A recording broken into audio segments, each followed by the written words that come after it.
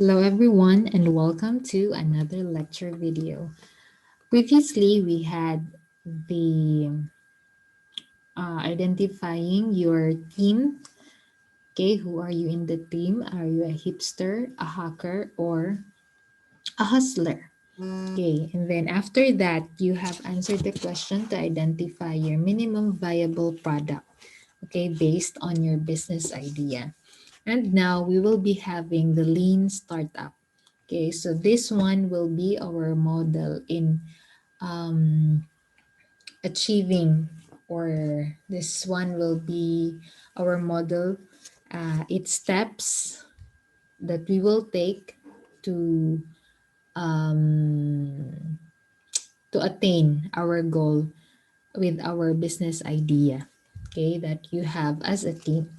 Okay, so see, lean startup, it has a motto of you think big and you start small. Okay, so when you are having your business idea, you think of or you goal for those big things. Okay, so when we say big things, those things that are global. Okay, no? So pang worldwide siya nga success. But also in the process, we have to start small. Okay, so muna siya giniingon nga bahalag jutay basta kay kunay. Okay, so think big and start small.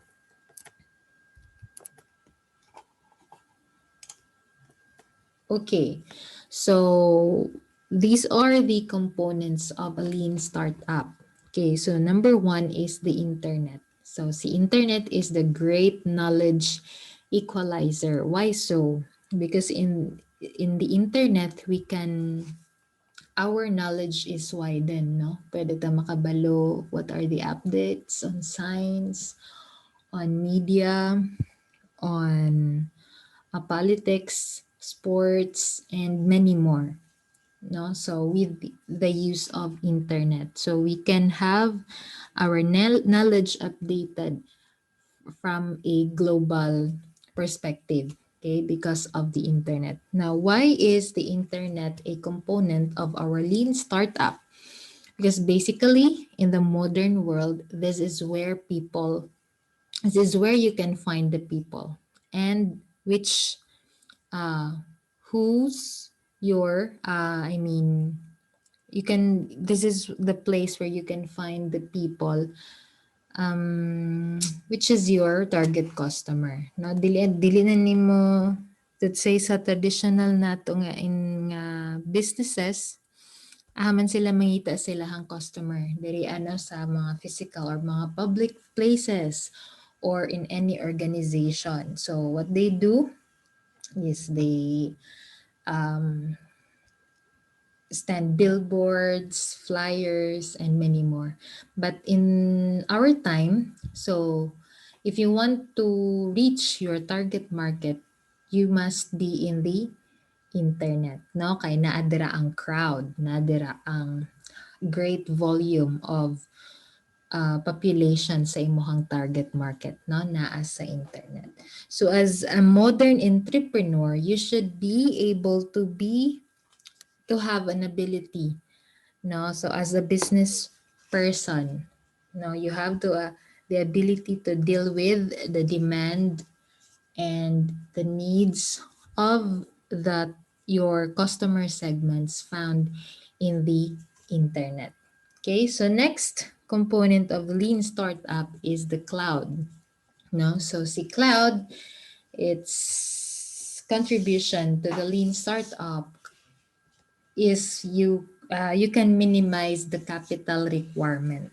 Okay, so ma makatipid daw ta sa atuang kinahanglan nga capital para sa atuang negosyo. Okay, di ba? So if you are going to build a business to this day, you should be in the internet because that is the place where people are. So if you're going to use the internet for your business, you should have facilities, no, for storage of your data. No? So we call them servers, no, or mo na sila ang store mo ng Kana si Facebook, it is a large internet no nga business. So nana siya dito yung mga facilities nga dagko na computers and many other ICT nga facilities na kinahanglan niya i-maintain.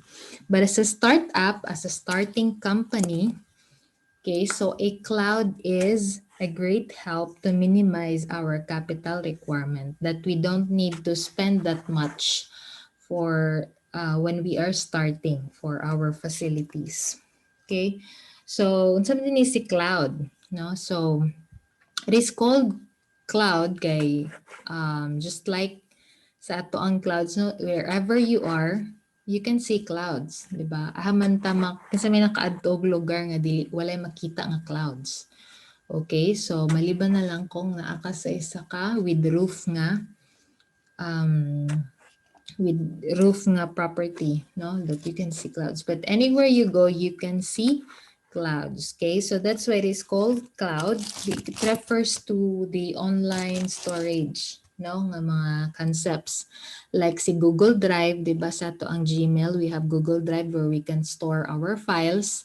And then wherever we are, kung login lang to sa ato ang Gmail, ma-access to na to ang ato ang files nga naa didto sa ato ang Google Drive. No? So it's just like a cloud. So anywhere you are, as long as you're connected to the internet, you can have an access to your files. Okay? And so if you use it in your business, let's say you have a website or an application to maintain for your customer to use, no, parehas ni Foodpanda, no, nagamit man nag mobile application ang ilahang service, no, kinsa pa si daghanan no na yung mga online shopping, no, so kinahanglan na siya og maintenance of storage kaya asa man to dapit ma-store ang mga data nga i-input, 'di ba, sa system nila. So they need ICT facilities. But with the use of cloud, especially for starting companies, no, kining mga startups, we can utilize the feature of cloud to minimize our capital requirement. Okay, and social media and online marketing. So, as I've said, gaina sa internet, you can find like a great volume of your target customers in the internet, and one of which is the social media. No, almost all the people who knows to use the internet have their own social medias, multiple pagani, no, na sila account sa Instagram, na sila account sa Facebook, na sila account sa Twitter, and many more. Okay, no? So, naadira ang nadira ang crowd, nadira ang people. Okay, so it's very important that you have a presence also of social media. That's why businesses, di ba, nag-add si Facebook a feature that they can make their own Facebook pages so they can advertise there, they can post, no? Pwede nila broadcast ang ilahang mga advertisements. Okay, and also online marketing. So again, this is the new scheme that you will be needing no sa mga marketer dara. So yan na to mga marketer no si hustler. Okay, no? So you should be able to find schemes or new ways. How are you going to sell your business or a service or product in the online world using the social media and online marketing. Okay, so others is having an advertisement sa social media through ads nga videos or flyers or whatever, no, nga possible ways using the platforms in the internet. Okay, so those are the important components of doing businesses in the modern world. Okay, so dili kung mo stick pa ka dito sa traditional nato nga mga pamaagi in doing business, mabiyaan na ka. Okay, so 'di ba the goal when you're having a business is to acquire customers. And how can you acquire them? By reaching or by going into where they are. And where are the people? They are on the internet. Specifically where on the internet? They are on social media and the online world where they can connect. Okay? So, what is a startup? Okay, so during the mid-20th century, ang mga kumpanya, mga business companies especially is dagko na kay sila no. So sa una ang mindset sa mga men sa una is tukod og dagkong kumpanya, palit og tanang infrastructure, palitanan og equipment, and then what?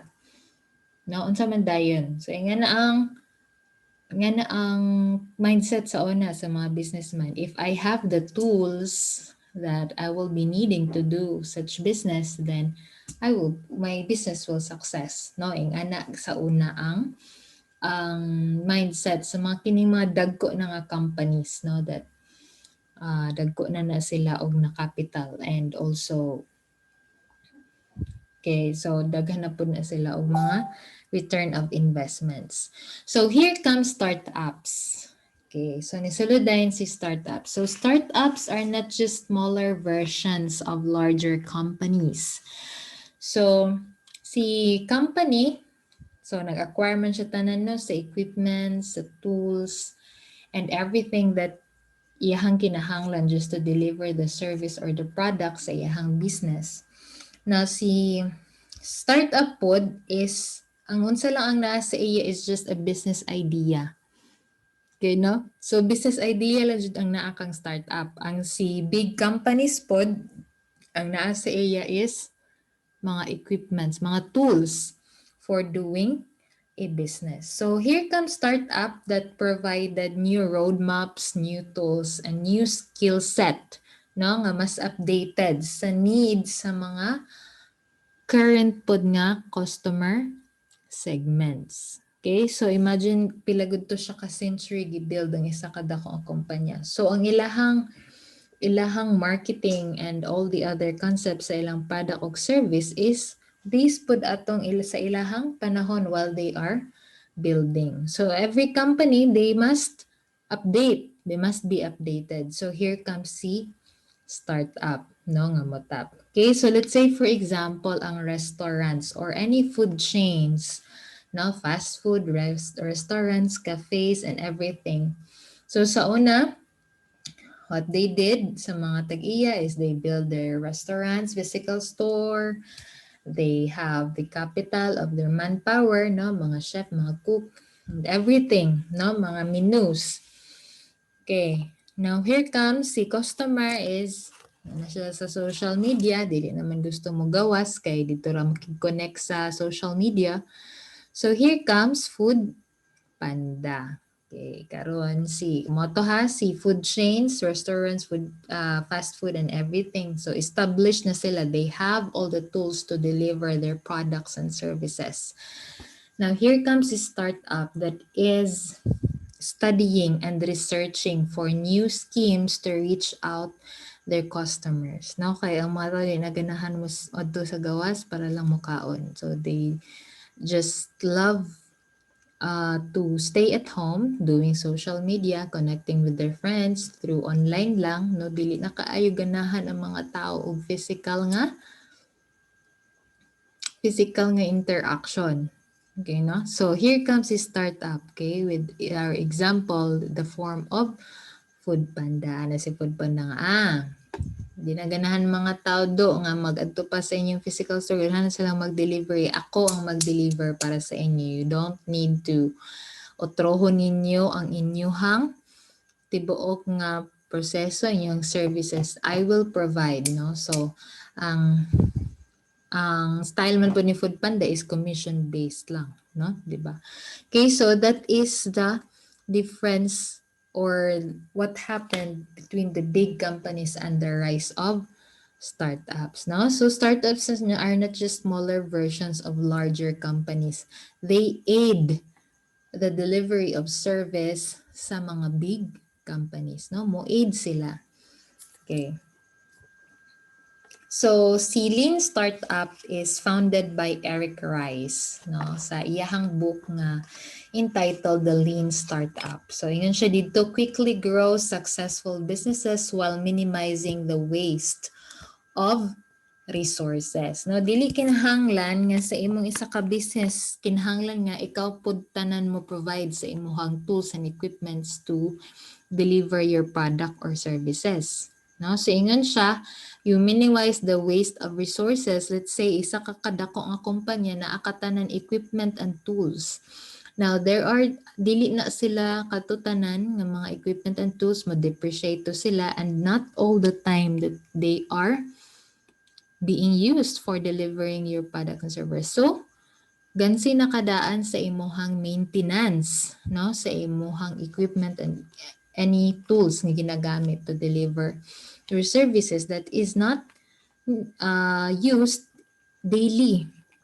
Okay, no? So, mag-waste lang taog resources, no? So, what if there are companies or entities that will provide each tool, no? And then ano lang dahil time. So that will enable businesses to quickly grow, and also we can minimize the waste of resources. Okay, so that is the reason why the lean startup was um, realized, no? Maong ni Rice si lean startup. Okay, so what is a startup, by the way? So a startup is a human institution designed to create something new under conditions of extreme uncertainty. Okay, so ang saying designed to create something new under conditions of extreme uncertainty. No? So out of all the existing big companies, startups must search for new schemes. No? Bali nag-research sila, mga try out.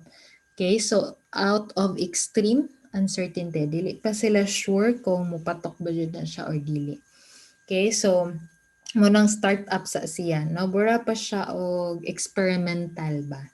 Okay, no? So, and of course, the importance of disruptive innovation in creating something that is truly different than what came before. Okay, so an innovation gani, when we say innovation, it is just you improve what is already given. So kung saan naakaroon as of today, what are you going to do to innovate that? No, i-improve nimo, gamiton nimo sa iyahang current nga features, and then out of that you make something new from that. Okay, so out something different from what is before. Okay, so mo na siya si startup as defined by Eric Rice.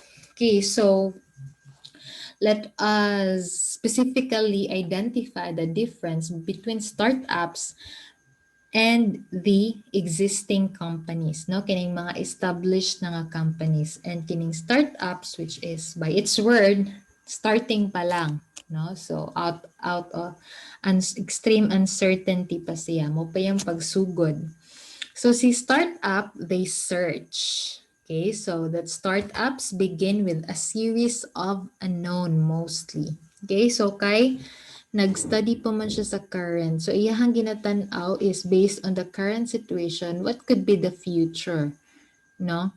So mo na siya si startup, iyahang i-search unsa ang mga possible nga value nga pangitaon sa customer ana for a certain service, no, or product. Okay, so they search.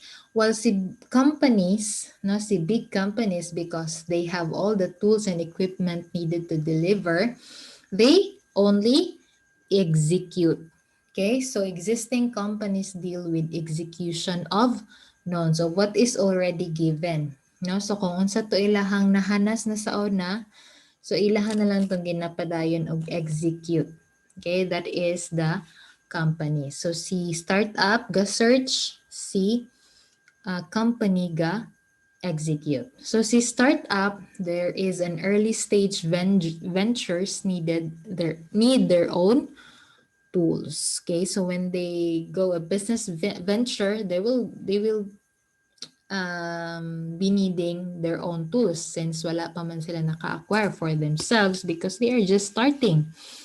And companies' insight is that management tools built to execute do not work in search, no? all of those tools and that they have, that they are using to execute their business is not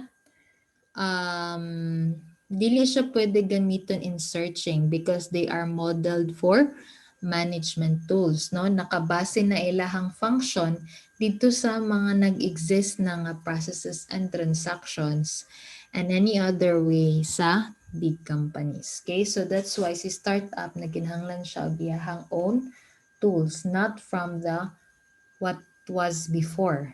No? Kay kung more gihapon to yung gamiton, the same lang gihapon, no? There is no one. So searching is they are looking for something new. So they need their own tools. Okay, so that is just some of the identifiable differences of startups and existing companies, no, the big companies.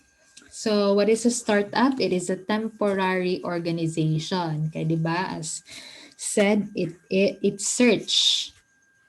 Okay, so once mahuman na tanan og search, all is given and identified na, then that is the end. So may mo na pud siyang company, palitan siya og mga tools to deliver and maintain. Okay, so after ana, back pud siya sa startup, mag-search na pud siya new schemes to deliver. Okay, so ana lang siya. So actually connected si startup og ang mga big companies. So si startup, they think of the now. Okay, how can they shift the current situation, no, the now, into the future. Okay, so mo ni siya diri.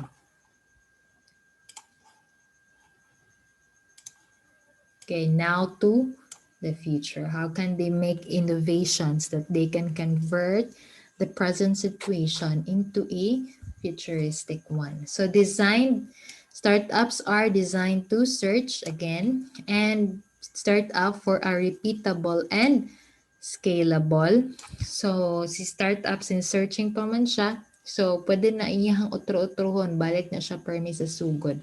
Now, nga naman ang experiment, no, you have many variables to test. Okay, and it uses the business model. Okay, so I assume that you already know how to make business plans, right? Okay, so si Lean Startup, kadto siya si business plan is muna sila ang ginagamit na jud ni established na nga companies or establish na ilang processes, ilang budget accounts, no, and all. So si business model happens even before ni business plan. Okay, so kung sa construction pa ni siya mo si business model si floor plan, si business plan si blueprint, no, nga mo na jud to siya ang klaro kaayo nga mo na dito siya isundo, no, sa architect and mo to siya i-build sa ato ang engineers. Okay, so si business model is for modeling and si business plan is for planning na based on what you have modeled. Okay, so that is startup. So yung ginagamit is si business model. Okay, so si companies or any established businesses, again, ilang ginagamit is business plan. Okay, so in this subject, expect that you will be making versions of your business model. Okay, so mo to siya si startups, they search, and companies, they execute. Okay, so the first step in developing your business idea using the lean startup, no, nga steps is establishing your business models first. Okay, so when we say models, final na ba na, dili pa. No? So we are just modeling. No, ato lang siyang i-visualize ang ato ang mga assumptions. Let's say kanang may bitaw nga baligya ko ani kay daghay mo palit ani ganahan daghan jud ganahan ani kay ani. No, those are our assumptions. But using the business model, we're going to visualize your assumptions para makita nato nga kung kini ka na imuhang gina-offer nga service is patok ba jud siya sa imuhang customer, no, sa imuhang market. Okay, so the business model canvas or say business model has 9 parts. Okay, no? So, na siya 9 ka sections. And don't worry, we will be going through each of it for our next lesson after your midterm exam. Okay, so we will go through each of this one. No? So, kanang mga number dara, that is the sequence of filling it up. Okay, so una nimo na nato na i-search is the value proposition. So for now, I will just give you an overview. Okay, and don't worry, we will go in depth of each of this one in our next lesson. So see, value proposition is simply from the word itself is your value that you propose. So man imohang value. Imo i-propose sa imohang target customers. O, di ba? Maingon ta nga, uy, dahil naman sa ako palit kay nindot ang ako dili parehas sa iya. Unique ang ako mo ni ang ako ang value. Okay? Your value. No? So, why would the customer choose you over your kakompetensya nimo, no? Your competencies. Nganong ikaw man lang gipilion sa day imong value. Unsa man ang imong gina-offer that will make your customer choose your service or product, no? So kasagari mga value, let's say mas barato, convenient, and dili hassle, malagi convenient, okay, and ano ni imported, classy, no? So whatever your value proposition, okay, so your value based on your this is idea. What is your value? You identify your competencies, no? Kinsa imong mga kompetensya ana nga field sa business, no? Sa imong value gikan sa ilaha. Okay, no? So, naman dyan na siya. So, let's say, for example, for our food chains, no, nga mga businesses, so may kalahian ni Jollibee, ni McDo, ni Mang Inasal, o ni Chowking. Okay, mind you, you cannot build a business that has exactly the same idea with other existing businesses. Okay, that's why wala dyan magkaparihas nga mga tindahan nga kaning mga sikat ba na parehas jud sila og services and products because that is not allowed. Okay. That is kung ipapatent pod nimo ang imuhang product, no? So, si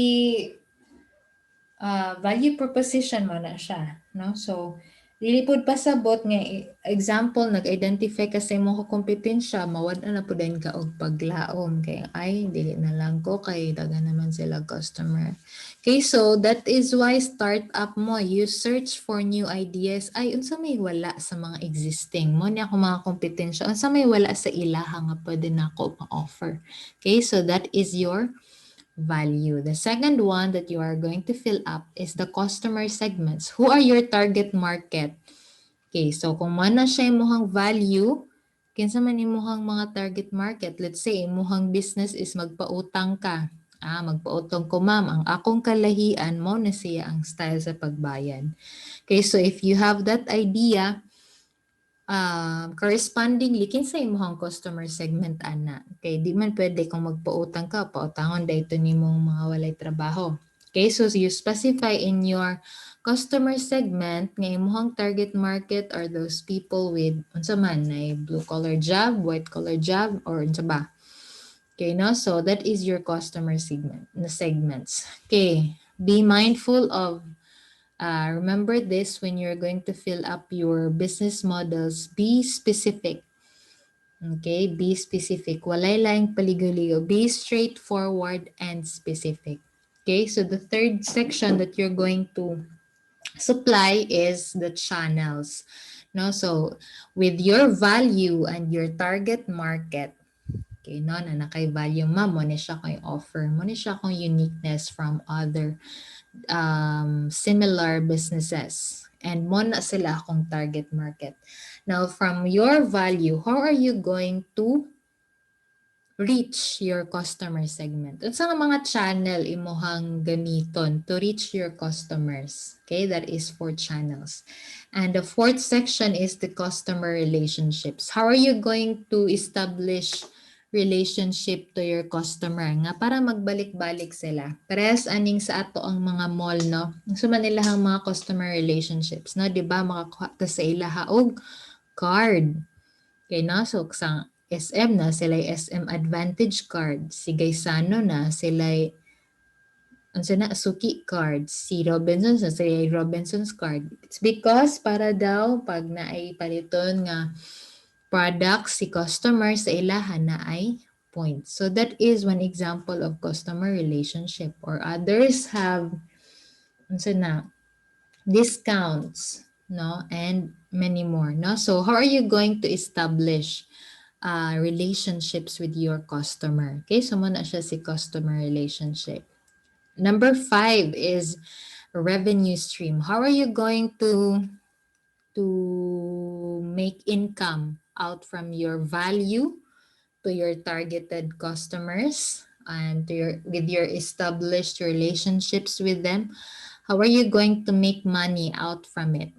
Okay, so dili na to may makapangorta ba jud ka ana, no? Kay basig dili siya ma-negative ang value, no? So say value proposition ang imuhang magastos sa iya using with your channels and imuhang establishing your customer relationship is dili day siya mo more than ang imuhang revenue sa tanan nimo gigasto for attaining the first 4 sections sa imuhang business idea. Okay, so you also have to identify how are you going to create revenue stream, no? Mo create mo og awasanan sa inyong kita. Okay, so revenue stream. Okay, so that is the 5th section that you're going to fill up. And number 6 is the key resources. Okay, so what are the resources that you will be needing to achieve all of those? No, katutanan sa nga resources ay kinahanglan to achieve your value proposition. Unsa nga resources imong kinahanglan to reach your customers, to establish relationships, to create revenue streams, no? Katutaran unsa nga mga resources imong kinahanglan. Okay, magkinahanglan ba ka og mga manpower, mga expert, mga IT expert, mga kano, so nga na, mga key resources. And next is key partners. Okay, so how are you going to find partners? Okay, so sa key resources, di ba mo to siya imong mga kinahanglanon. So how are you going to attain those resources? Ngay mo hang gikinahanglan. Who are your target partners? Okay, makig-partner ba ka og mga manufacturer or mga suppliers or mga distributors, no? So who are your target partners to achieve or to acquire your resources? And when you have your partner, what are the key activities? Now, from your key resources, mangita ka og key partners. How are you going to reach your partners? No, nga dili pud sila lugi. Kana imo silang offeran ba para na kay supplier. Okay, 'di ba? Kung kinsa man ang online shop diri, 'di ba? Naamoy mga suki nga mga wholesaler. Wholesaler. Okay, no? So, unsa nga resources imong kinahanglan, kinsa imong partner nga kinahanglan to achieve the resource, to acquire the resources, and what are the activities nga imong kinahanglan, no? Para maka-connect ka with your partners, unsa man ka, makig alliance, makig memorandum, okay, magunsa ka, mag-establish, okay, so ikaw bahala, depende sa imong business idea. And the last one is the cost structure. Now, diri karon, diri na ang tinud-anay. Okay, makita nato diri sa cost structure if unsa ang kinahanglan gastuan to achieve all of those, no? Kato ang gi-define sa 1 to 8 nga section. Sa cost structure, diri nimo i-identify tanan gastuanan. Okay, with the corresponding amount. Okay, so that is a quick overview of a business model. Okay, so I hope you can now picture out, no, your business idea with the help of this business model canvas. Okay, so let us study the business model canvas of Uber. Okay, so is everybody familiar with Uber? So si Uber that is the original kanang idea sa Grab bitaw. Okay, no? So dito na siya nag-originate sa Uber in the US. So si Uber they provide technology for taxi drivers and commuters, no? Nga para kung gusto ka magtawag og cab, you just have to book or reserve your ride in their website or application, no? So mo po na siyang idea ni Grab, no, diri sa Pilipinas. Okay, so unsa iyang value proposition? Okay, so mind na diri sa taas, no, na siya iteration 1.0. Okay, so dan dyan nakabutang dira ikapila na nimo nga version because expected nga per medyo na siya mausab. Okay, so you always save your iteration versions. Okay, so para pod na atay dates and kinsa ang nag-design ana. Okay, kinsa ganito ang mag-design sa ato ang business model canvas. Okay, pwede magtinabangay si hipster o si hustler or better if kamo tulo, no, ang mag-brainstorm ana. Okay, so be specific with that. Anyway, wala pa na ako siya gi-require sa inyo karon na business model.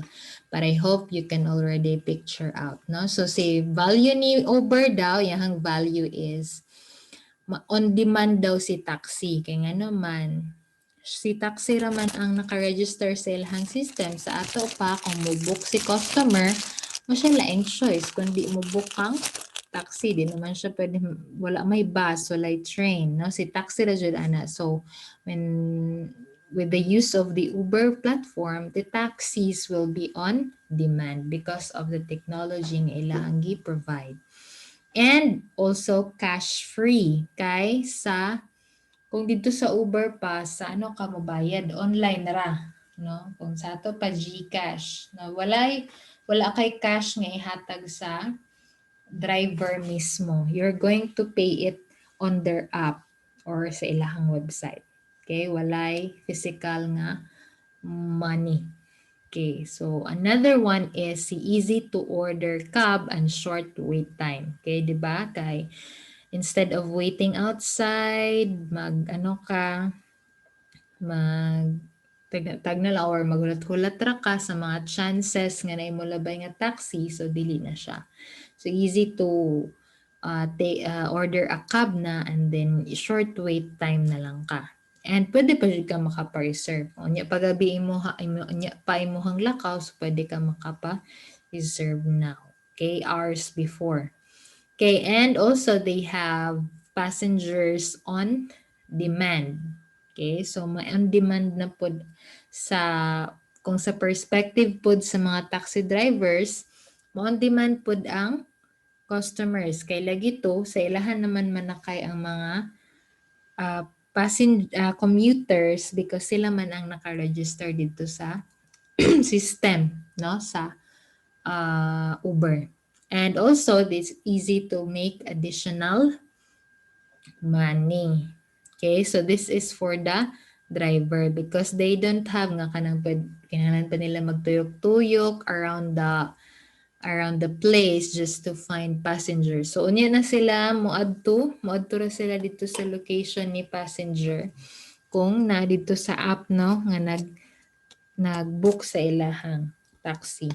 Okay, no? So this will make an additional money to them without wasting their energy and engine.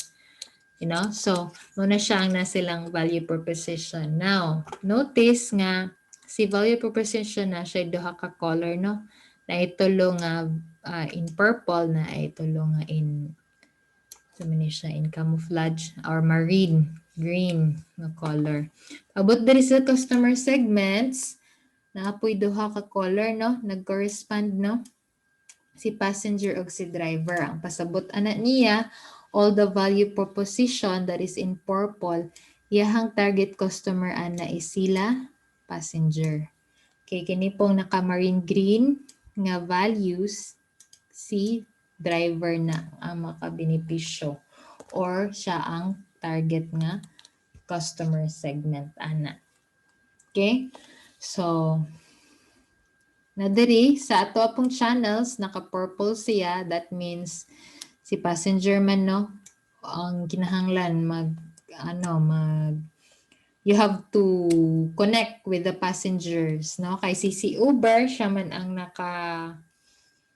ang nag-register ta ng taxi, so iyang trabaho is to provide the technology to reach out to the passengers. Kay mo ni siya, iyang gamit daw is mobile app na social media marketing and PR. Okay, and then sa customer relationship, how are you going to establish relationship no nga dili lang siya and then naay ka ng continuous nga connection between your business and your customers ba. So ingon siya, it's highly automated. So naatanan. So once they downloaded the app, they have their accounts on it. So danda dito tanan automated na tanan process from taking a cab or from ordering a cab or reserving a cab up to the payment no sa iyahang fare.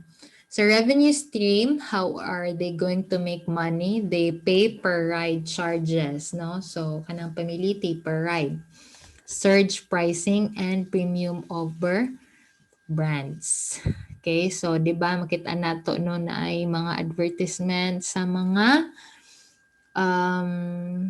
businesses pod uban 'di ba nga ilang ibutang sa taas sa kanang mga taxi no kanang naay mga naka-triangle dira nga naka-trapezoid ba na siya. Okay no nga mga poster no advertisement posters. Okay, that's how are they going to make money daw. The key resources, what are the things that they will be needing to achieve all of those? So they will be needing the Uber platform, the pricing algorithm, no? Pricing algorithm refers to unsaan man pag-estimate or unsaan pag-calculate sa metro. Dito sa app, so ano yung pag-calculate nga pila na iyang pamiliti per distance, no? That is the pricing algorithm. So ano yung pag-price? The routing algorithm, okay, so dili pwede nga mo po na siya isa ka benefit ni Uber kay it will choose no kung nakasakay mo try using Grab or diri sa butwan na I hear na nga app. Okay, so dito sa app samtang gadagan na inyong taxi, if you're connected to the internet, you can monitor there asa na budapit gaagi, asa dapit ang imuhang place of origin, asa ka imuhang destination ug unsa ang mga pwede agian. Okay, dito. So, si app ni Uber, siya ang mo identify asa dapit mo agi si taxi. Okay, so that's why kinahanglan nila og routing algorithm, no? Mo identify dapat ang ilahang system kung asa dapit mo agi, no? The shortest path. Okay. So, key partners, where are they going to reach to be able to attain acquire the resources? So, syempre, kinahanglan nila og drivers who own cars, no? So, si Uber, wala siya nagpanag-iya og any car, but that is the largest taxi nga company. Okay, they also need payment processors, di ba? Kay online naman ang pag-payment, so they need to connect with the sa mga e-money, no? Let's say sa ato pa si Paymaya, si GCash and everything. Mapping data providers because they will be providing the customers, the passengers and the drivers, di ba? Ang gatong mga routing o asa dapit pwede nga mga road mo agi. So of course kinahanglan nila ang mga mapping data providers kana si Google Maps. So if you're a business owner, if you're going to use the Google Map nga service, I don't know if it's free or na lang mo'y bayaran ana just to have the exact details of the map of a place. No? So, pwede na siya. Kinahanglan na siya. And the local authorities. Sa key activities to acquire the resources and to reach the key partners. They will be needing the platform and algo development, marketing to balance supply and demand, driver onboarding. So sa ilahang cost structure, kinsa man to kinahanglan gastuan. So pag-develop sa platform, di ba? So maginahanglan ka og mga IT nga mo-develop sa imong application or website. Okay. Salary ato nila, ilahang mga sweldo. Okay, so sa platform development, you will be needing computer units para programan. Okay, di ba? Cell phones to test the application. Okay, so salaries or bayad nimo atong mga nagtrabaho to develop the product. Sales and marketing, how are you going to sell your product? So, 'di ba, bisan kang Facebook kung mo ad ka, mo advertise ka, you will be paying I guess 600 for a month. No, so everyday na niya nga kanang makita na to nga mga pages no nga mo post nga na nakasuot sponsored. No, so ano na nila gi-broadcast. No, so mo gasto gihapon ka sa sales and marketing. No, dili magsalig kang hustler nga may man mo yung store si hustler siya ra mag-adto dito siya mamaligya dito. No, you're going to utilize the existing technologies that you can use to advertise or sell or market your product. Okay, and the driver payments. Okay, so di ba sa driver man to tanan ihatag ang bayad. So na commission si Uber since siya ang nagtawag or nakapangita sa pasayro. So commission based na siya si Uber. Okay, the same with Grab. Okay, so mo na siya ang business model ni Uber. First pa to siya nga edition ng iteration and then and so on, 'di ba? As I've said, as time goes by, as maka-search mo og new data or information about your business idea, magka-otro-otro jud na imong business model canvas. So this is another version of their business model, so you can stop the video to clearly view these details. Okay, so in searching, ang pinakauna nimo nga buhatan is you make a strategy. No, using the business model, you're going to have an hypothesis, di ba? Di ba? Kung makita na nato sa ato palang business model lang daan, say dagan sa imuhang business, di ba? No, we have the value, customer segment, revenue stream, key resources, partners niya, and cost structure. Okay, so muna siya ang ginabuhat nato in startup. No? As we search, no, we make models or hypothesis. No? Magtanatag na ta, mag-assume ta. Ato ang i-visualize ang ato ang assumptions. And si company is iyang i-execute. Okay, so siya ang mag-prepare sa operating plan and all the other financial forecast. No? So startup, nag-utro-utro na siya sa iyahang process, no? With different variables. No? So agile development, customer development, no? From searching, execute, kung saan na-find out during execution, utro na pod, search, execute, develop, and then execute. Okay, no? So, iteration. So, magbalik-balik siya, wala siya end. So, once na na-output, pag na-makitaan nga, dili perfect, or naikulang or na ma-find out ng something new with the develop nila nga solution, ilan na pong utrohon, no? Mo iterate ra siya. Okay, well, si company siya ang mag-manage na sa after all na, no? Nga pag ano ni startup sa process, no? Siya na din ang mag-manage sa product. Okay, so that is the search. Si startup, the search, si company, gi-execute. So, in searching, na customer discovery nga, ay, muli ni gusto ni customer. Okay, i-validate dahil niya nga, tinuod ba jud ni siya nga, gusto si customer ani mo, palit ba jud siya ani ako ang product. So, kung site makuha na to sa tong customer validation, pivot dayon ta. Pivot gani, change of plans. Okay, so customer discovery na po. Nga na man niyang gusto on sa pamandi ay. So customer validation na po, pivot na po based on your new validation. Customer okay, until nga ma-identify na nato tanan customer needs. Okay, so after that, pag mahuman na siya for searching, so si company dayon maghimo na din siya customer creation and company building. Okay, so as you can see, si startup and si company, they are connected. Okay, so organization. So once humana na to na identify ang processes, no? So sa organization, let's talk. I want to know what you are thinking. Okay, so nana dayo customer development. So team founder driven. Okay, that's why you have formed your team with three, with the hipster, hustler, and hacker. Okay, so after that, pag final na nila, kini sila nga team. So sa mga big companies, they are called product development team nga department.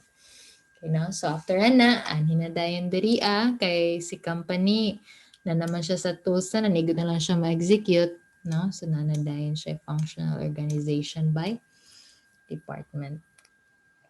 Okay? So in a startup, founders run a customer development team, no sales, marketing, and business development.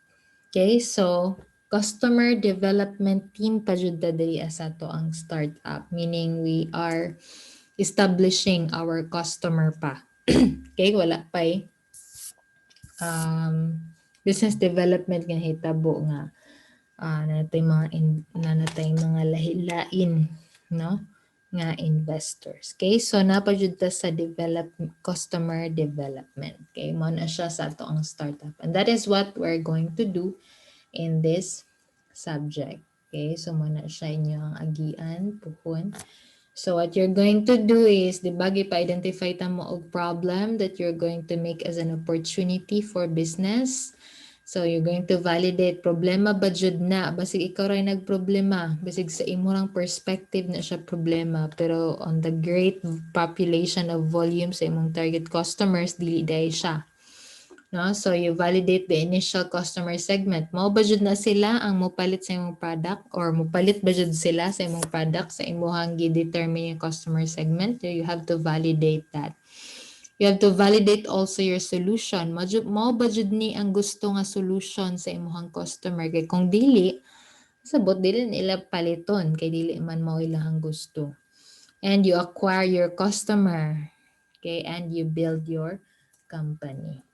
Okay, so that is the end of our discussion about the lean startup. No, it's just an overview. And for the next lesson, we're going to be in depth for each a section sa ato ang business model.